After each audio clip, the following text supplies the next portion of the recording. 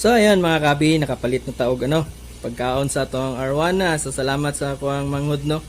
Siya yung nag-introduce ani. So ingon ani daw mga kahabi kay gagmay pa man sila. So ingon ani kadag ko alang sa. Tapos 3 to 4 pellets a day lang sa. So di lang sa nato overfeed kay siyotol kabalo man pud. So sa inyo mga kabi, unsa ang inyong proseso sa pagkaon sa ingon ani kadag ko mga 6 to 7 inches na siya mga kahabi no.